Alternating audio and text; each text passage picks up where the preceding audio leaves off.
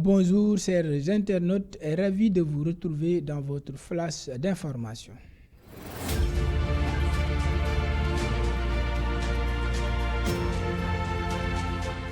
Nous démarrons avec les propos de Pierre Goudiaby Atepa Zedia Ousmane Sonko. Ce que Macky Sall m'a dit, il m'a répondu dans un entretien avec RFI. Pierre Goudiaby Atepa affirme que le président Macky Sall lui a demandé de faire son possible en vue d'une solution à la crise politique qui secoue le Sénégal depuis l'annonce du report de la présidentielle. L'architecte assure aussi ainsi rencontrer Ousmane Sonko et lorsqu'il lui a transmis le message du chef de l'État, l'invitant notamment au dialogue, que le président de PASTEF a déclaré selon le médiateur qu'il souhaitait d'abord consulter ses partisans avant de donner sa position.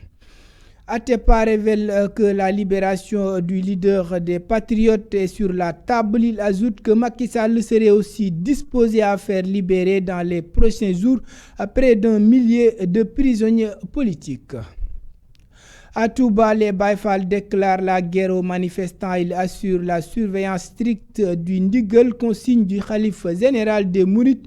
Dans ses récentes déclarations en juillet dernier, le Serigne Mountakha Mbacké a clairement exprimé son opposition à toute activité politique dans la ville sainte de Touba et ses environs, encore moins à toute manifestation politique. En réponse à cet appel, les Baye Fall ont organisé une intervention à Touba pour dissuader tout manifestant en utilisant des armes à feu, des machettes, des bâtons et d'autres armes blanches. Ils ont patrouillé dans les rues afin d'empêcher toute manifestation.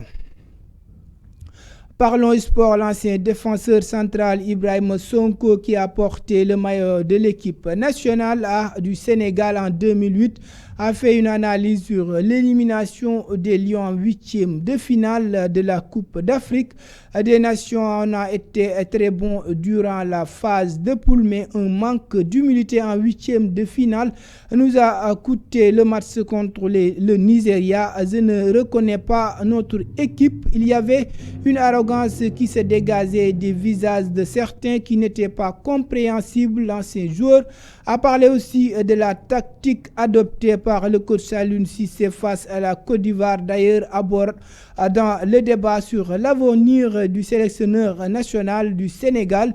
L'ancien Lion suggère aussi aux techniciens sénégalais de faire une pause.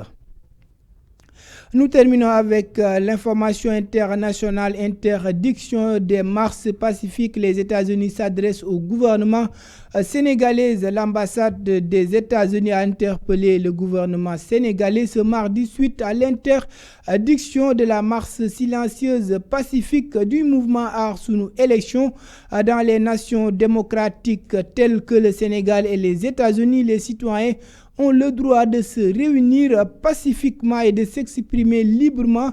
Nous exhortons le gouvernement sénégalais et les forces de l'ordre à garantir pleinement ces droits et encourageons la population sénégalaise à exercer ses droits de manière responsable, a rappelé l'ambassade américaine au Sénégal.